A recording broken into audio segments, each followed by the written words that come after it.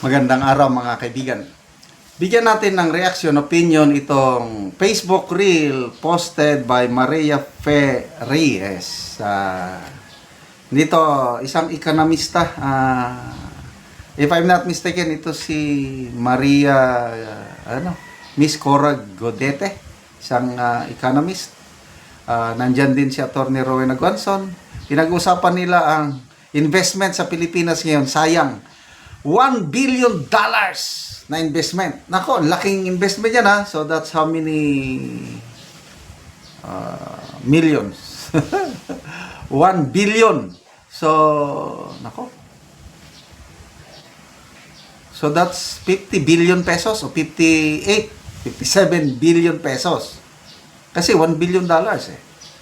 Local company pa ito ha, Francisco Motors. Magpapatayo na ng planta dito sa Pilipinas, pang-export nila sa iba't ibang African nations. Dito gagawin sa Pilipinas. Nang dahil sa korupsyon, mga padulas, red tape, kapalpakan ng administrasyong ito, lumipat sila sa China. Ano ba yan? Ganyan na kalala ang sitwasyon sa ating bansa. Pakinggan natin. Para kumuha ng business permit, ang dami mong dadaanan. So, yung cost of doing business in the Philippines is higher because maraming padulas. Maraming padulas. So, hindi ka pa sigurado na matutuloy. Yun yung sa Francisco Motors. They were going to invest here $1 billion. Local company to Francisco Motors. Kaya lang dahil sa red tape at saka sa ang daming hinihinging padulas, lumipat sa China. Wow! O, ilang trabaho sana yun, di ba? Yes. That's $1 billion in investment. Di ba yung Francisco Motors, yung gumagawa ng mga jeepney Oo, na mga jeepney natin. So, parang isipin mo, local company to, sana binigyan ng preference, no? Pero hindi. May narinig po ako sa mga negosyante, just last week, ang dami ko nakausap.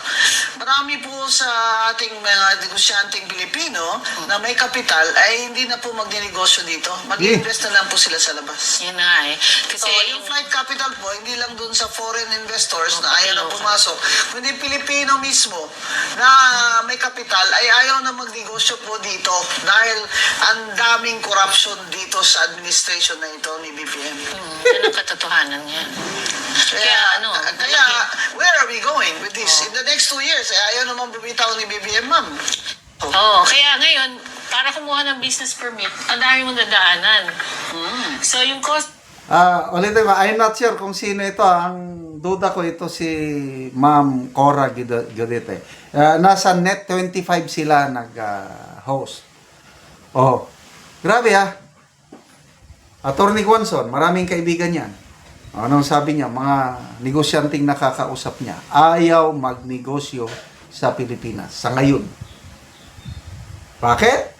Alam nila yung nangyayaring talamak na korupsyon. So kung ayaw ng mga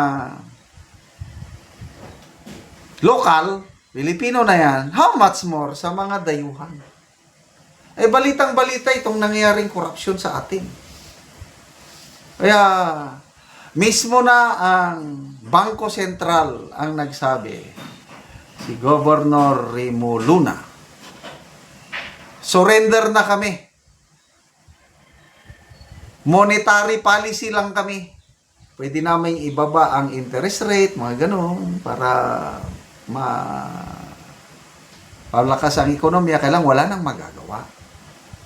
Wala nang visa ang aming mga monetary policy. Kasi,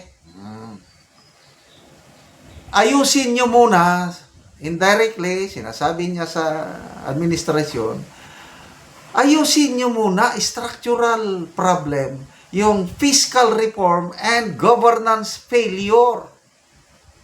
Ano yung fiscal reform? Grabe sigurong gastos. Utang ng utang dyan. Saan napupunta yung inutang? Sabi ni Atty. Claire Castro, di baling umabot na ng 17.7 trillion ang Pilipinas. Marami namang nagawa ang administrasyon ng Pangulong Marcos na nakatulong sa kalagayan ng ating kababayan. Ay nako, Auntie Claire, punta ka dito sa Mindanao. Yung mga tinutulungan namin na Talandig tribe, kawawa as in kawawa. Mga bahay nila, yung puso ko kinukurot. Pag makita ko yung mga bahay nila na sako, plastic, trapal, kung may yero man, butas-butas na.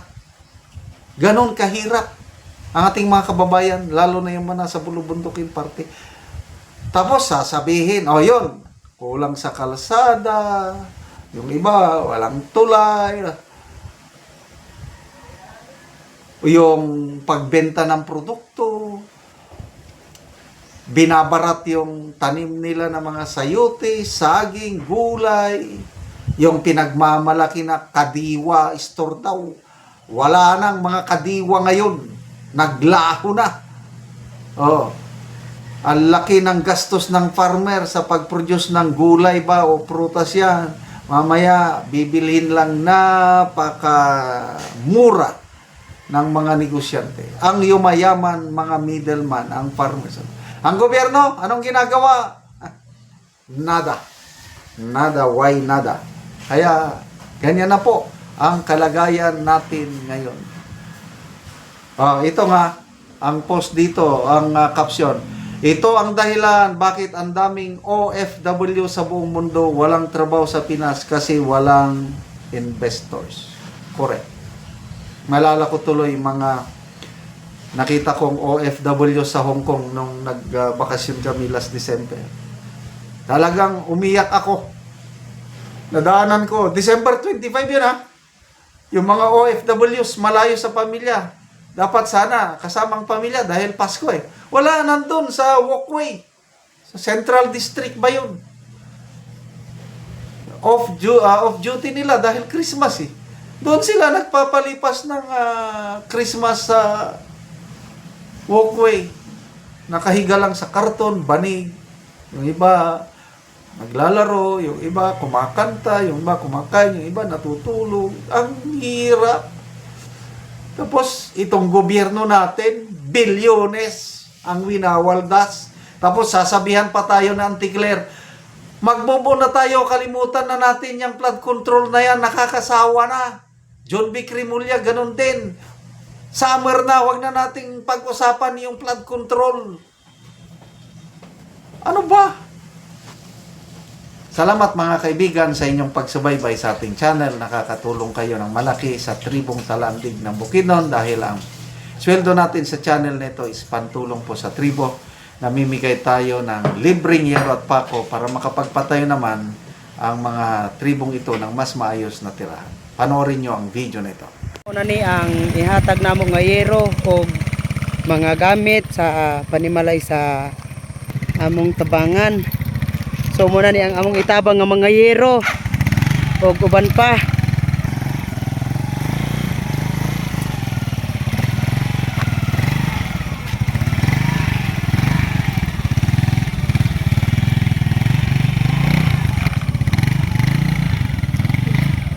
Karon abot na gyud.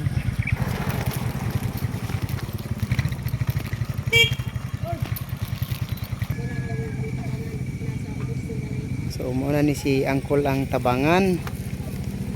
So makabalay na gyud ni sila karon. Linsin, lansang, yero. So kompleto among gihatag sa iya.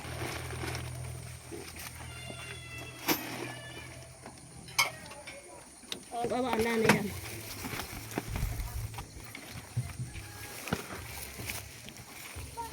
Ada oh. Nama bikin dia.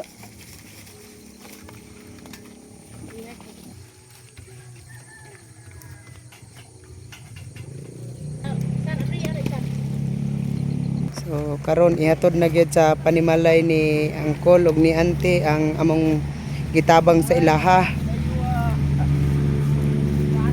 So makabalay na sila og doon na pod may gihatag nga mga makatabang sa ilaha nga para sa ilang kahimtang. Payag.